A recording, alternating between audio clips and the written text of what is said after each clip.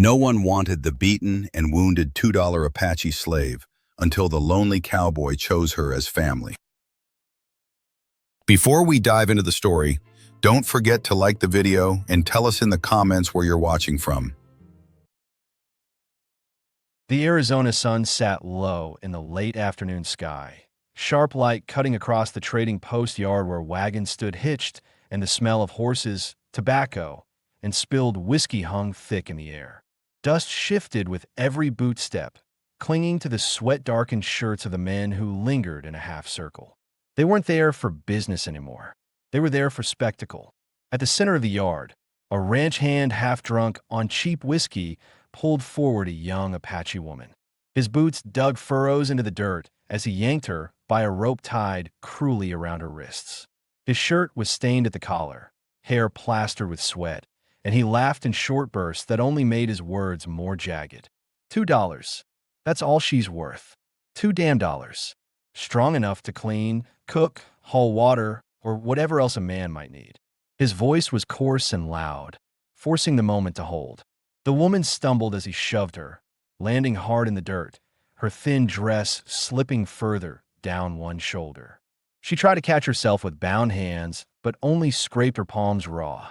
She stayed on her knees for a moment, her chest rising fast, before she pushed herself up again, face turned down, long black hair falling forward to hide the cuts and swelling across her cheek. The dress was torn nearly through at the side, ripped along the neckline where the fabric had given way under rough handling. Her bare skin showed bruises and patches, blue, yellow, and angry purple, marks of boots, fists, and days without care. She kept her eyes fixed on the ground, not from shame, but from survival. Meeting their stares would only feed them. Some men in the crowd spat tobacco juice into the dirt. Others chuckled, but none stepped forward. One muttered, "Not worth the feed it'd take," and walked off toward the saloon. Another shook his head, muttering something about trouble. The drunken ranch hand cursed, jerking the rope again. $2. She's young, she's strong. What the hell's the matter with you cowards? For the woman, every word landed like another lash. Her throat tightened, but she swallowed hard and stayed quiet. She had no choice. Running would mean a bullet. Speaking would mean a blow. Her heart thumped fast, but steady, and she told herself to keep breathing, to stay on her feet. At the edge of the yard stood Ethan Cole, 34 years old, broad-shouldered, dark hair tucked beneath a sweat-stained hat. His face was marked by trail dust and a scar that cut from cheekbone to jawline, a reminder of his time as a Union scout during the war. He had come into town for supplies, flour, coffee, new shoes for his horse. He preferred to keep his distance from men and their cruelty, but he hadn't walked away yet. He watched the ranch hand and the jeering crowd with the same steady stillness he'd carried since the war, his jaw set, his eyes narrow under the brim of his hat. He'd seen enough cruelty on both sides of the conflict to last a lifetime, and this scene played out too familiar. A life offered cheap, as if it were nothing. Ethan wasn't a man who rushed decisions. He weighed them like a horseman weighs weather before a long ride, measured, slow, and deliberate. But standing there, watching the woman's hands tremble as she tried to keep herself upright, something stirred in him that would not be reasoned away. He could almost hear the voices of his past, officers barking orders, men begging for mercy, and he knew this was not something he would stand by and ignore. His hand brushed against the coins in his pocket. $2 silver. He planned to save them for nails and lamp oil, but he understood now that this was not about trade. This was about ending something before it marked her forever. He stepped forward, boots scraping the hard ground. The crowd shifted, quieting. The ranch hand looked up, grinning like he'd finally won. Ethan stopped close, his shadow falling across both seller and woman. Without a word, he reached into his pocket and laid $2 into the man's filthy palm. The coins clinked heavy in the silence.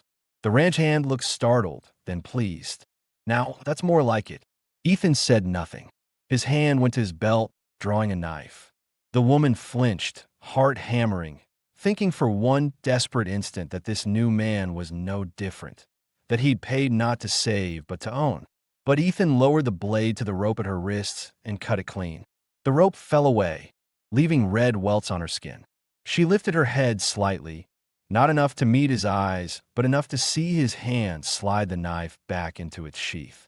No groping, no shove, no command. Just a quiet gesture that left her standing free.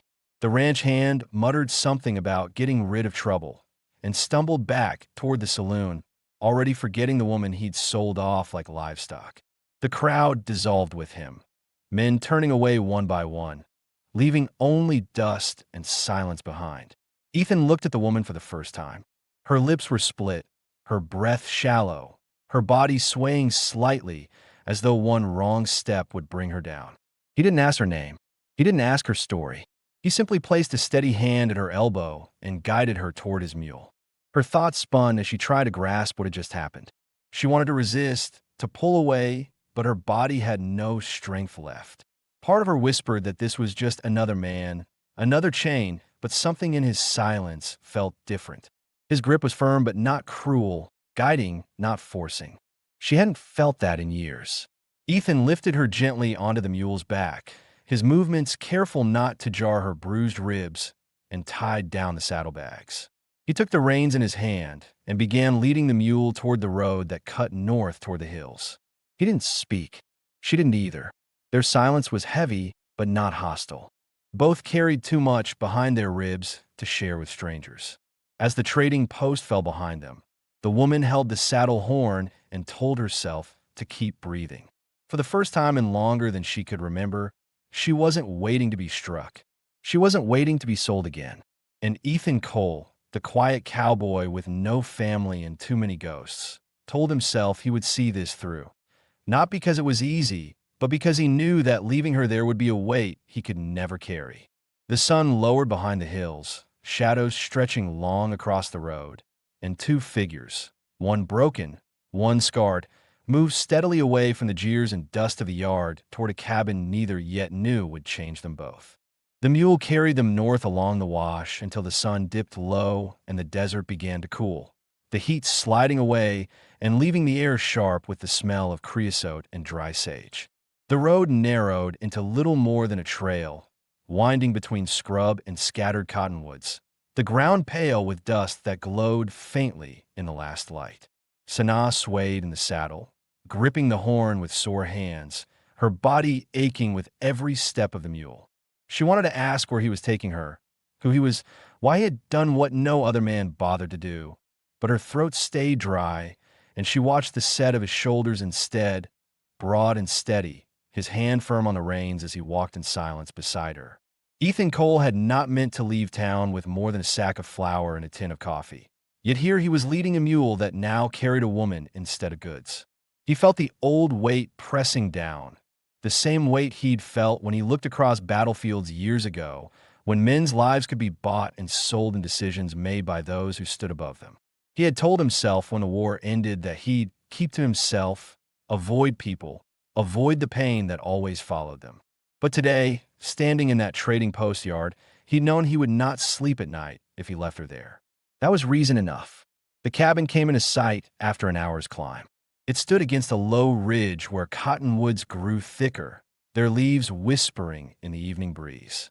The building was plain, one room of pine logs chinked with mud, a roof shingled tight, smoke rising weak from a stovepipe. A small corral stretched to one side, with two lean cows inside, and beyond that the faint outline of tilled earth where beans and corn had once grown. It was not much, but it was his, and for the first time, Ethan wondered what it would look like through another's eyes. He lifted Sanaa down from the mule carefully. Her breath hitched when his hands brushed her ribs, but he let go quickly, stepping back to give her space. She stood unsteady in the yard, her dress torn and hanging loose, dust clinging to her skin. Her eyes flicked to the door, then to him, and he realized she didn't know if she was free or traded into another kind of captivity. Inside, he said quietly, not as command, but as invitation, and then he pushed the door open and stepped aside. The room smelled of wood smoke and coffee gone cold. A narrow bed sat against the far wall, a folded blanket at its foot. A rough-hewn table stood by the stove, two chairs beside it, one well-worn from years of his use. His rifle leaned in the corner, his boots and gear lined neatly along the wall. It was not the place of a man expecting company, and he felt the plainness of it now, as though it might make her uneasy. Sanaa stood in the doorway, her shoulders tight, scanning the room as though weighing whether it was safer inside or back out in the empty land. She thought of the men in town, of the ranch hand's filthy grip, of the eyes that had judged her body like meat, and though fear pressed her ribs, she stepped inside. At least here, there were walls and no crowd. Ethan set the flour sack and coffee on the table, then reached into a small chest and pulled out a bar of soap and a folded cotton shirt. He placed them on the bed without a word. Sanaa looked from the items to him, her brow drawn. For a long moment, she thought it was a trick, that he meant her to wash and then give herself to him. Her heart thudded against her bruised chest, and she felt her hands clench at her sides. But Ethan turned away, moved to the stove, and began stoking the fire. He set water to boil, his back to her, shoulders hunched slightly, not watching, not pressing. She studied him, waiting for the demand that never came. Slowly, her breathing eased. She picked up the soap with trembling fingers, ran her hand across the shirt. It was coarse cotton, worn but clean. She realized he had nothing else to offer. This was simply all he had. Ethan sat down in the chair by the stove, tipping his hat low. "You can wash," he said, voice flat but not unkind. "I'll stay put." He didn't look at her as he spoke, and she caught the meaning. Privacy, choice, things she hadn't been given in a long time. She washed with the basin and cloth, the heat of the water stinging as it ran over her split lip and the cuts on her arms. The dirt and blood lifted, leaving her skin raw but clean. When she pulled on the shirt, it hung loose over her frame, falling below her knees, covering the torn dress she folded into a bundle. For the first time in weeks, maybe months, she did not feel eyes on her body. Ethan listened to the scrape of the cloth, the quiet shift of water, his thoughts circling. He had not planned for this. He had not thought beyond the trading post yard. He knew nothing of her story, why she had been tied, who had beaten her where she belonged. But he also knew that pressing questions now would break the fragile quiet they'd found. She would speak if and when she wanted to. When she finished, Sanaa moved to the edge of the bed and sat, her legs trembling from exhaustion. She looked at Ethan then, finally letting her eyes lift to his face. He wasn't watching her. He stared into the stove fire instead, his scar pale in the glow, his jaw set. She realized he was just as worn as she was, though in a different way. For a moment, she thought about asking why. Why he'd spent his money, why he had cut the rope, why he hadn't left her in the dirt like everyone else. The words hovered in her throat, but she let them go. For now, silence was easier. Ethan leaned back in the chair, arms crossed loosely. "Get some rest," he said, not raising his voice. "You'll need it." Sanaa eased down onto the bed, pulling the blanket over herself. The cotton shirt smelled faintly of soap and wood smoke.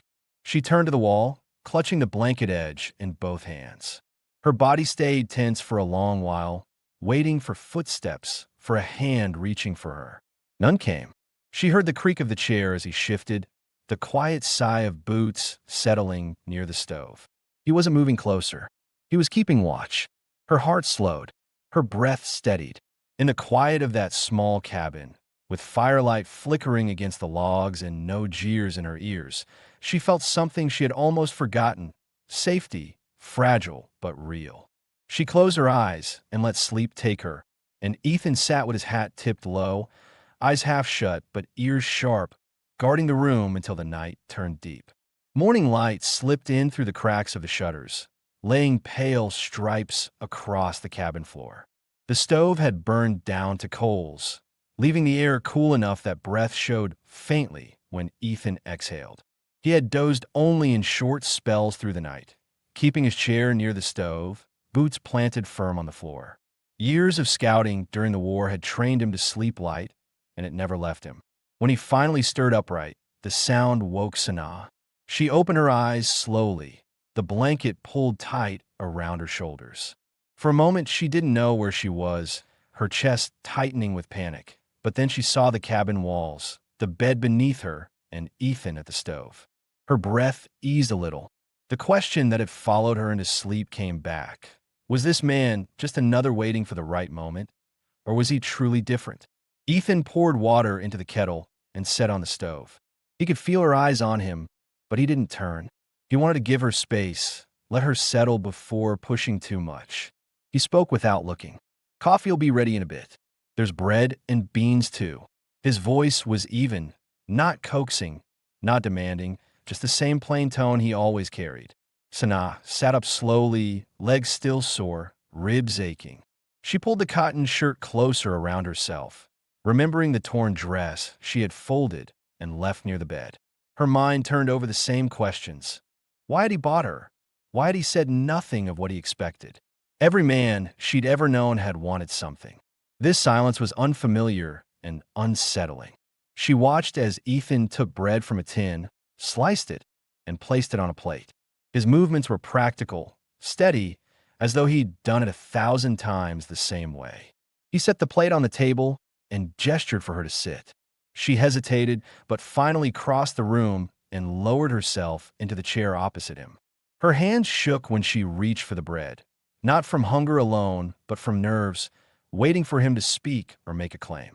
Instead, Ethan picked up his own slice, ate quietly, and left the space open. The silence stretched, but it wasn't sharp. It was almost steadying. After a while, he said, "You'll need a dress that fits. That one's no good anymore." His eyes flicked briefly to the folded bundle of torn cloth. "I'll ride to town later in the week." He didn't ask her size, didn't press. He said it as if it were already decided, a practical matter. Sanaa studied him, unsure of what to make of a man who bought a woman out of a trading yard but then gave her food, space, and even talk of clothes.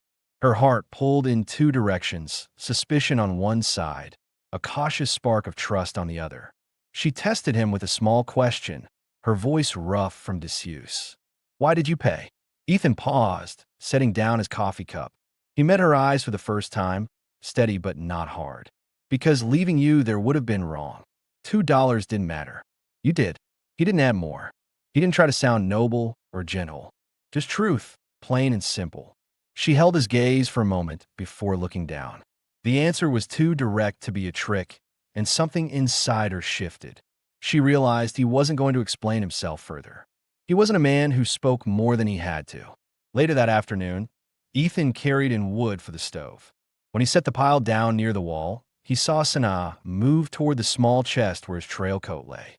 Without asking, she picked up needle and thread from the shelf and began to repair a tear in the lining. Ethan stopped for a moment, watching. It was the first time she had chosen to act on her own since stepping into the cabin. He didn't say anything, but inside he felt a faint easing in his chest. Maybe she was beginning to see this place as more than a stop on her way to nowhere. That evening, the fire burned warm, casting shadows against the log walls. Sanaa sat near the table with a mended coat folded beside her, her hands resting on her lap. Ethan sat across from her, sharpening his knife with slow, steady strokes. The sound filled the silence between them. She thought about what he'd said earlier, about $2 not matching. She thought about the way he'd kept his distance, the way he hadn't touched her without reason. Something told her he deserved more than silence. Her chest tightened as she waited. Speaking her name had always been a risk. Names could be used, twisted, held against you. But here, in this cabin, with his eyes steady in the firelight, she felt the weight of holding it back more than the risk of sharing it. "My name." Her voice caught, but she pressed on. "Sanaa." Ethan looked up from the knife. He repeated it once, firm and even. "Sanaa." Then he gave a single nod and went back to the blade. He didn't press her for more, didn't ask where she came from or what had been done to her. Just acknowledged it, as though a name alone was enough for now. For the first time in longer than she could remember, Sanaa felt herself seen not as a body, not as a burden, but as a person. That thought stayed with her as she pulled the blanket over herself later that night. She lay listening to the stove tick as it cooled, Ethan's chair creaking faintly as he shifted near the fire. The fear that had ruled her every breath since the trading post eased, just a little, replaced by something unfamiliar. Not safety yet, not trust, but the beginning of both. By the end of the week, the flour sack was almost empty. The coffee tin held only enough for one more pot, and the salt barrel scraped near the bottom. Ethan had known since the first morning that this trip into town couldn't be avoided, but he had waited, giving Sanaa time to heal, to gather strength. Supplies were not a choice, they were survival. He told her the night before in his usual steady voice, "We ride to town tomorrow. Need flour, coffee, maybe boots." It wasn't phrased as a request, but not as a command either. It was fact. Sanaa had felt her chest tighten at the words. The image of the trading post yard still burned into her mind. The rope at her wrists, the laughter, the spit at her feet. She had wondered every day if the town would remember, if faces would sneer, if someone would try to take her back. But she nodded anyway, because she knew he was right. Food would not appear on its own. She told herself she would walk beside him, not behind. The next morning, Ethan saddled the mule and his gelding, checked straps twice, and tied the empty flour sack across the saddle horn. He handed Sanaa a shawl he had found in his chest.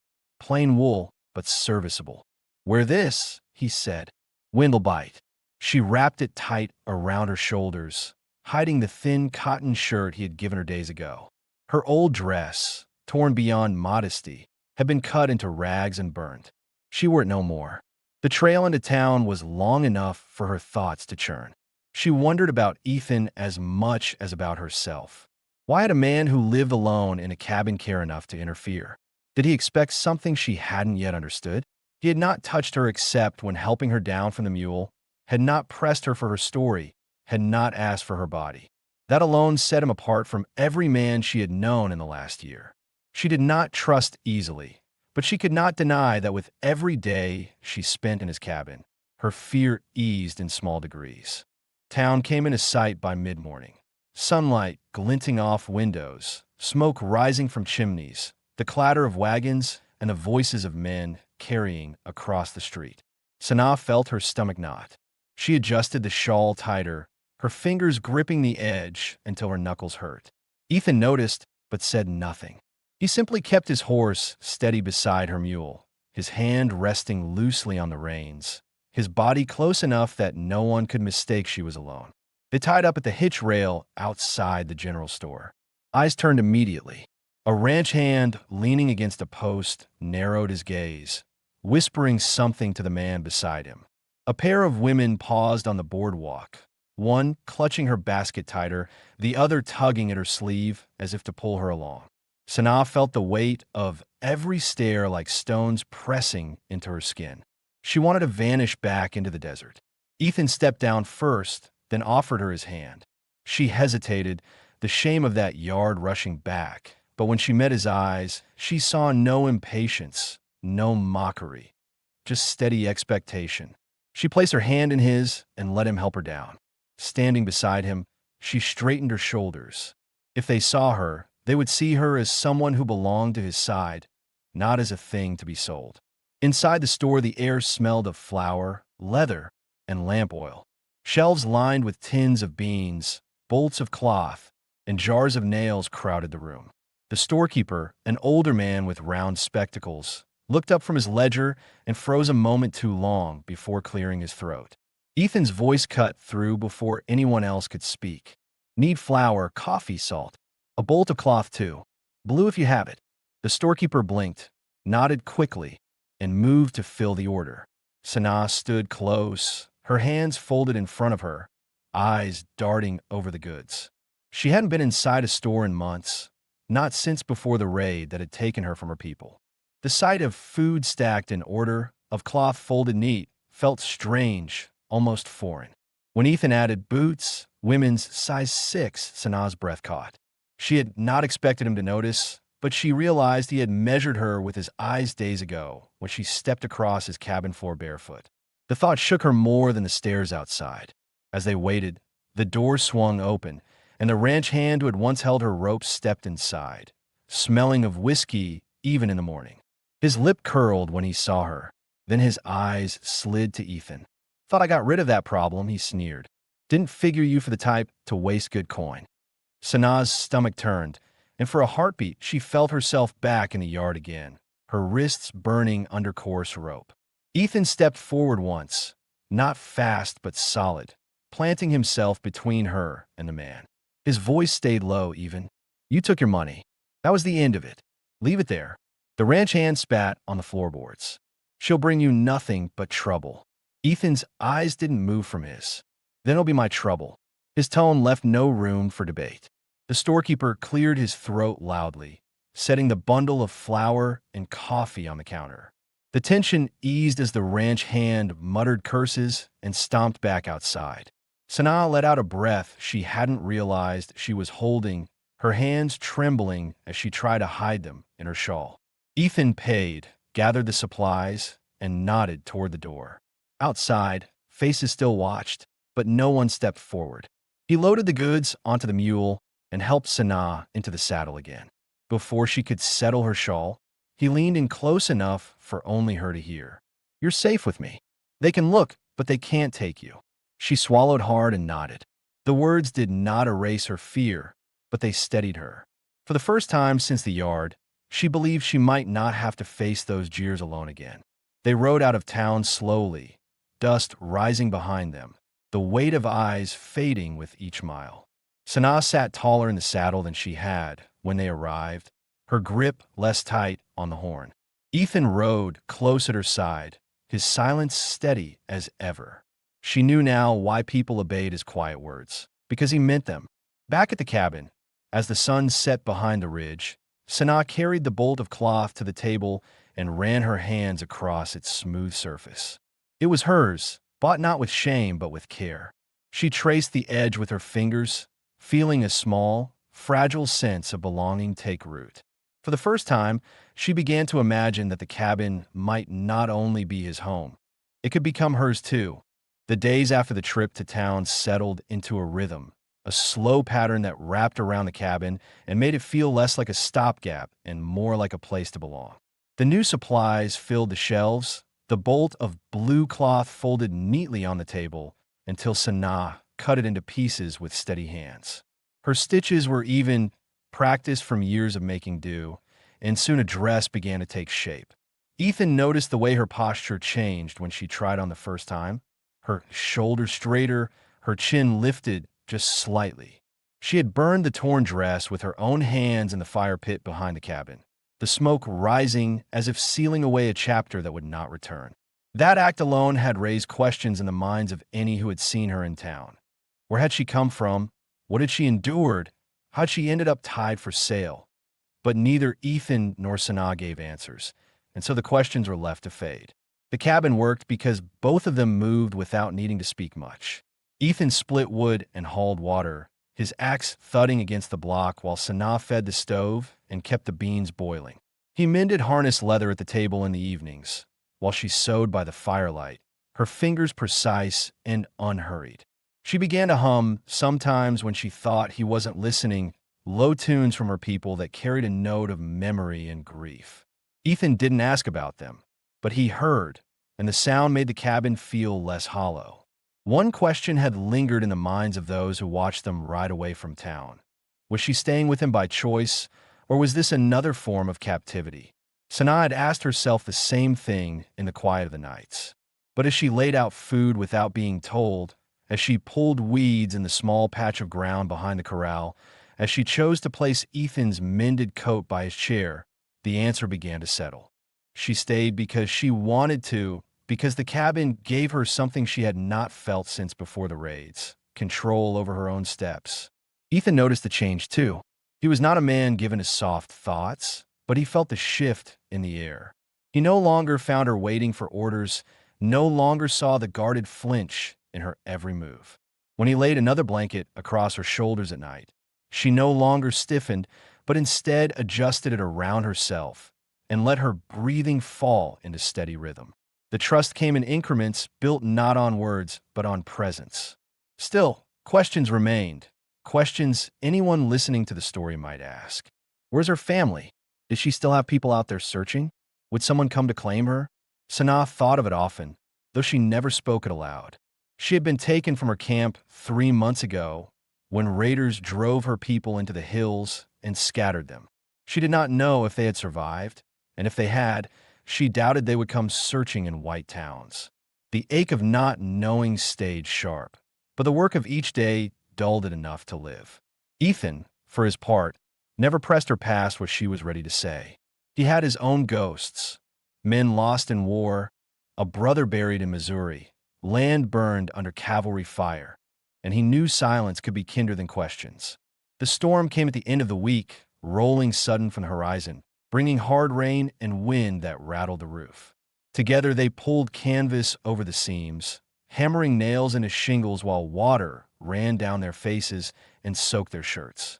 Sanaa's hair clung to her cheeks, her hands raw from gripping the hammer Ethan had passed to her, but she did not stop. She held her place beside him until the job was done. When they ducked back inside, dripping, Ethan built the fire high, and Sanaa stripped the wet shawl from her shoulders, hanging it over the chair. They both stood there for a moment, catching their breath, the heat of the fire pushing steam from their clothes. Their eyes met, not in startle or question, but in quiet acknowledgement. They had faced the storm together, and the cabin stood. That night, they ate in silence, the rain hammering on the roof, steam rising from their mugs of coffee. Ethan reached across the table and set his hand lightly on hers. He didn't hold it long, just long enough for her to turn her palm and let their fingers line up, steady, unforced. No one outside could see it, but in that small room, the gesture meant more than any words. Sanaa thought then about the $2 silver, how cheaply her life had been traded. She looked at Ethan and realized he had never once spoken of it since that day, never reminded her, never held it over her. The debt was not there. He had given her space to build herself back up. That knowledge sat deep in her chest, warming her more than the fire. When the rain finally eased and the stove ticked as it cooled, Ethan leaned back in his chair, eyes heavy with fatigue, and Sanaa folded the blue cloth neatly on the table for the morning's work. The cabin no longer felt like a place of waiting. It felt like a place being made. The storm broke into a clear morning, the ground damp, the air sharp and clean. For the first time in weeks, the cabin smelled not of dust, but of rain-soaked wood and wet earth. Sanaa rose early, her hair still heavy from the night before, and set beans to boil while Ethan stepped out to check the corral. When he came back inside, his boots muddy, she noticed he was limping harder than usual, his jaw tight as he pulled off his hat. She had seen him move stiff before, but hadn't asked. Now the question pressed at her until she spoke. "Your leg, was it hurt in the war?" Ethan froze, surprised she'd broken the silence. He set his hat on the table, eyes on the stove fire. "Bullet at Shiloh. Never healed right. Weather makes it worse." His voice was plain, but the weight behind it was clear. Sanaa nodded once, understanding more of the quiet he carried. That detail answered the question many would have asked: why a man strong as him lived alone, far from town, without family or company. His limp kept him slow, and his ghost kept him distant. Days passed into a rhythm again, but the nights changed. Sanaa had begun to sleep lighter, her body no longer collapsing into exhaustion the way it once had. She woke often, her breath racing, her mind dragging her back to the yard, the rope, the jeers. She would stare into the dark until her chest eased, sometimes clutching the blanket until her hands cramped. Ethan, though he never said it, always heard. His chair would creak, and he would speak from the shadows. "You're all right. You're safe here." The words weren't gentle or soothing, just steady, spoken like truth that didn't need decoration. One night, she woke with a sharp cry caught in her throat, sweat damp on her skin. The fire burned down to embers. Ethan rose from his chair and stepped closer, not fast, not looming. He stopped at the edge of the bed and waited. Sanaa's chest heaved, her hands trembling as she pulled the blanket tighter. But then slowly she reached out, placing her hand over his. Her voice shook. "Stay." He sat on the edge of the bed, his weight sinking the mattress, his hand resting at her waist above the blanket. He didn't move beyond that, didn't press closer. She steadied her breathing, holding onto that hand like a tether. The silence stretched, filled only by the sound of wind outside and the slow rhythm of their breaths. She felt her fear ease, not because it was gone, but because it had someone to lean against. Ethan spoke after a long while. I won't hurt you. I know, she whispered, though her throat tightened. It wasn't just belief, it was choice. She chose to say it. As the night deepened, she turned toward him, her forehead brushing his shoulder. He lowered his head slightly, his lips pressing against her hair, a touch light and hesitant. It was the first time his affection showed itself unguarded, not an accident of hands brushing over bread or blankets, but a choice made in the open. She tilted her head, her cheek brushing against his jaw, and their lips met in a slow, tentative kiss. It wasn't practiced or smooth. It was cautious, careful, but was theirs. The questions anyone listening might ask. Did he buy her to take her? Was she bound to give herself? Was this just another trade? Found their answer here. No money, no rope, no demand. Just a woman choosing to lean in, and a man steady enough to let her decide the pace. They lay back without breaking the fragile line of trust between them. Ethan stretched onto the bed, leaving space, his arm resting lightly across her waist. She placed her hand over his, holding it there. Their breathing fell into rhythm, her eyes closing not from exhaustion, but from calm. For the first time in months, Sanaa drifted into sleep with someone beside her and no fear of what morning would bring. Ethan lay awake a while longer, his thoughts circling.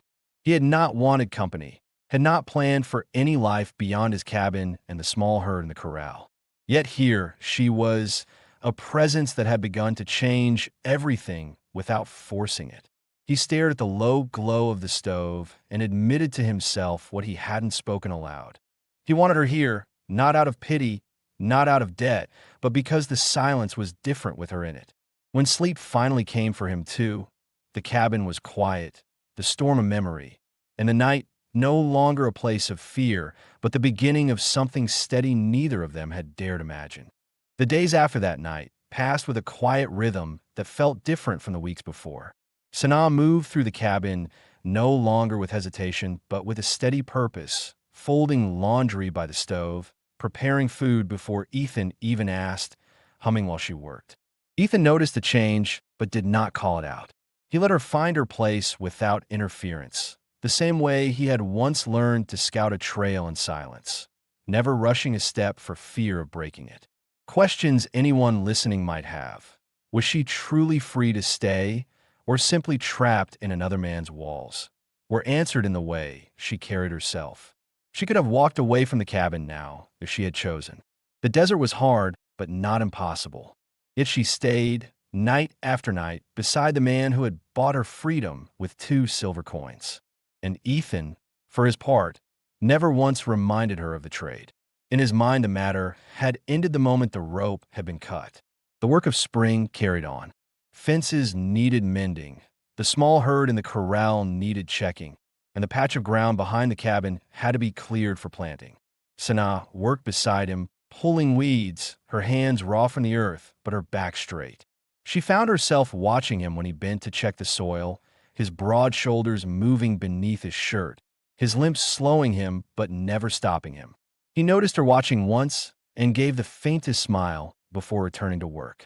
It startled her. He had not smiled at all in the first weeks. Late one afternoon, with the sun burning low, 2 riders appeared on the ridge above the wash. Ethan saw them first, the dust trailing behind their horses. His jaw tightened, though he said nothing until they came close enough for Sanaa to hear the creak of leather and the jingle of spurs. One man was the ranch hand who had sold her, his face still red and bloated with drink. The other wore a deputy's badge on his vest, though the metal was scratched and dull, like it had seen more saloons than jails. Sanaa felt her throat close, the memory of the rope burning back through her skin. She froze in the yard, the bucket she had been carrying slipping from her hands and clattering against the hard dirt. Ethan stepped in front of her without thinking, his hand resting near his belt, but not on the Colt holstered there. He didn't need to draw. His stillness was its own weapon. The ranch hand spat into the dust. You owe me, Cole. That woman wasn't yours to take. I want her back, or I want more money. His voice was loud, trying to reach past Ethan to Sanaa. The deputy shifted uneasily in the saddle. There have been complaints, he said, though his tone held little conviction. about stolen cattle, about women being kept against their will. I need to hear her say she's here by choice. Sanaa's chest heaved, fear clawing at her throat. For a moment, she thought she might not be able to speak at all. The memory of the trading yard was too fresh, the jeers too close. But then she looked at Ethan's back, steady as stone, his shoulders squared against both men, and she found her voice. "I stay because I choose," she said, her words firm though her hands trembled at her sides. The deputy's gaze lingered on her, searching for doubt. But her eyes met his, unwavering now. He gave a single nod, then turned to the ranch hand. "You took money for her. That's the end of it. If you got a complaint, file it with the judge, if you can spell your name." The ranch hand swore, his face twisting, but he knew better than to push. He yanked his horse's reins and spat once more into the dirt before wheeling away, cursing under his breath. The deputy tipped his hat toward Ethan and Sanaa. "Look after each other," he said, then rode off slow behind the other man. When the dust settled, Sanaa realized she was still clutching her skirts tight in both fists. She let out a shuddering breath she hadn't known she was holding. Ethan turned then, meeting her eyes, and for once he spoke more than a sentence. "No one takes you from here. Not while I'm standing." Sanaa's throat tightened, not with fear now, but with something else, something steadier. She stepped closer, her forehead resting against his chest for just a moment, her breath shaking against him. He didn't move to hold her, didn't crowd her. He just stood solid, letting her lean until her strength returned. Inside the cabin that night, with the fire glowing steady and the wind carrying only the sound of coyotes in the distance, Sanaa sat at the table while Ethan sharpened his knife. She watched him in silence, her thoughts circling. She had expected men to come. She had feared it every day. But now that it had happened and passed, she knew the truth. Ethan would not let anyone take her back to chains, and she herself would never again be silent in front of those who tried. The fear had not vanished, but it had changed shape. It was no longer the fear of being alone. It was the fear of losing what she had found, that, she decided, was worth fighting for. The days after the deputy's visit carried a different weight. Sanaa noticed it each time Ethan stepped out to the corral with his rifle slung casually in his hand, and each time she caught herself glancing toward the ridge, half expecting riders to appear again.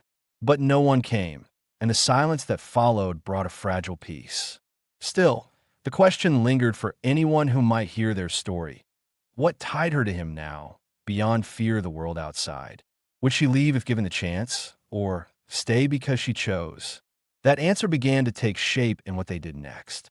Ethan rose early one morning and told her plainly, "We're riding to the county seat. I want it down on paper. No one can twist it then." His tone was flat as always, but Sanaa heard the meaning beneath it. The paper wasn't for him. It was for her, to keep men from dragging her back with lies. She studied his face for a long moment before nodding. "I'll go." The ride was longer than the trip into town, 2 hours of dust and sun over the open trail. Sanaa sat straight in the saddle, her shawl pulled tight against the morning wind. Ethan rode beside her, his limp showing in the shift of his weight, but his pace never faltered. She thought then about the man who had once cut her free. He had no reason to take more trouble onto himself, yet he had, and now he was leading her toward a choice that would decide both their lives. The county seat was busier than the small town near their cabin.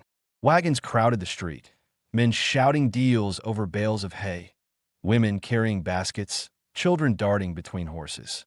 Sanaa felt the same knot in her stomach she had felt that first trip, but this time she carried herself differently. Her dress, sewn from the bolt of blue cloth, fit her shoulders well. The boots Ethan had bought supported her steps. She walked at his side, not behind, and though eyes still followed, she met them without lowering her head. Inside the courthouse, the clerk eyed them over his spectacles but asked no questions. Ethan explained in a steady voice that the woman beside him lived with him by choice, and he wanted it written down clear. The clerk dipped his pen, scratched words onto the paper, and slid it across the desk. Ethan signed without hesitation, his name bold and practiced. Sanaa hesitated only a moment before she took the pen, her hand trembling as she formed the letters of her name. Letters she had not written in years, but letters she remembered all the same. When she set the pen down, something settled in her chest. That detail answered what listeners might have wondered, whether Sanaa was truly free to choose. She had spoken it before a deputy, and now she had written it for the county. No one could claim her again without breaking the law itself. Afterward, Ethan took her to the general store in town, quieter here than at their own. He bought flour and beans, then paused at the counter. "Got rings?" he asked the storekeeper. The man raised a brow, then opened a small wooden box. The rings were simple, plain bands of brass and silver. Ethan picked one without ceremony, paying in coins he could have used for tools. Sanaa stood beside him, her pulse quickening, uncertain what to say. That evening, back at the cabin, Ethan set the ring on the table between them. He didn't kneel, didn't soften his tone. He just said the truth as he saw it. "Stay with me for good. As my wife, if you want it." Sanaa stared at the ring, her breath shallow. She thought of the day in the yard, of the rope, of the laughter that had marked her as nothing. Then she looked at Ethan, the man who had never once treated her as property, who had placed paper in her hand and let her name stand beside his. Her voice was steady when she answered, "Yes, but as your equal." His lips twitched in the faintest smile. "As my equal." He slid the ring on her finger, his rough hands careful. She felt the cool metal warm against her skin, a weight that was not a chain, but a choice. The fire burned low, shadows moving on the cabin walls. Their eyes met across the small space, the silence heavy but not with fear. Sanaa reached across the table, her hand resting over his, and when he stood, she rose with him. Their first kiss by the fire had been hesitant. This one was certain, steady, drawn out in a way that left no doubt. Later, they lay together in the bed, the blankets pulled over them, the warmth of the stove fading into night. Ethan's hand rested at her back, Sanaa's breath steady against his chest. The intimacy was not rushed, not demanded, but slow, careful, and real. The question of whether she was his by trade or by choice no longer held. She was his because she had chosen it, and he was hers because he had opened his life to her. When sleep came, it was not with fear, not with uncertainty, but with the quiet certainty that they had built something lasting inside the walls of that cabin. Spring came soft and steady, the wash running fuller with snow melt, green shoots pushing through earth that had lain brown for months. The cabin no longer looked like a solitary outpost against the ridge, but like a place lived in, a place that carried laughter at the table and clothes drying on the line. Sanaa rose with the sun, tying her hair back as she stepped into the small garden she had planted behind the corral. Rows of beans and squash marked her care, the soil turned by her own hands. Ethan watched her once from the porch, the scar on his cheek catching the light, and he realized this was not the life of a man alone anymore. It was theirs. The question that many would have asked since the day he paid $2 was she only bound to him by debt, by circumstance, had already been answered. The paper in the county clerk's office bore her name as clearly as his. The ring on her finger shone in the firelight, and every step she took around the cabin showed choice, not chains.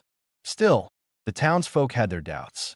Whispers followed them when they walked the boardwalk together, men muttering that he had bought her, women shaking their heads. Ethan paid it no mind, and Sanaa, after weeks of holding her shoulders tight, learned to meet those stares without flinching. In time, the gossip dulled. People grew used to seeing them side by side. One clear morning, they rode back into town, not for supplies, but for the preacher. They stood before him in the small church with its plain wooden pews, the smell of beeswax candles and dust hanging in the air. A handful of townsfolk attended, curious more than kind. The deputy who had once come to their door leaned in the back, his hat low, watching with quiet approval. The preacher's words were short. "Do you take her, freely, to be your wife?" Ethan answered without pause. "I do." Then came the preacher's question to Sanaa. She held her head high, her voice firm. "I do." Ethan slid the ring back on her finger in the presence of the church and the law, and Sanaa felt her chest tighten, not with fear, but with relief. No man could ever again claim her as property, not when she had spoken her vow in front of them all. She was wife, partner, equal. Afterward, Ethan bought a slice of pie from the cafe for each of them, and they ate it side by side at the counter while the townsfolk pretended not to stare. When they mounted up to ride home, Sanaa glanced back once, meeting the eyes of one of the women who had whispered about her weeks before. The woman didn't look away. Instead, she gave a small, uncertain nod, as if recognizing something had changed. The ride back was slow, the sun warm on their backs, the mules steady under the weight of their supplies. At the cabin, Ethan carried in the flour and coffee, while Sanaa spread the new lace he had bought across the table, smoothing it with her hands. She turned to him then, her eyes steady. "This is my home now." He answered simply, "Ours." That night they sat on the porch steps with mugs of coffee, watching the light fade across the ridge. The garden behind them rustled in the breeze, the cattle lowed softly in the corral, and the cabin walls glowed with warmth from the fire inside. Ethan reached for her hand, rough fingers closing gently around hers. "We're family," he said, voice low. Sanaa leaned her head against his shoulder, her lips curving into the smallest smile. "We are." The story that had begun in a yard filled with jeers and dust ended here, in the quiet of the desert, with two people who had chosen each other. There were no debts left, no ropes, no questions of whether she belonged. She was not the woman sold for $2 anymore. She was Sanaa Cole, wife, partner, and equal, and Ethan, once a man haunted by solitude, was no longer alone. The night settled soft around them, and with it came a certainty neither had dared believe in months before. They had found their life, and it would hold.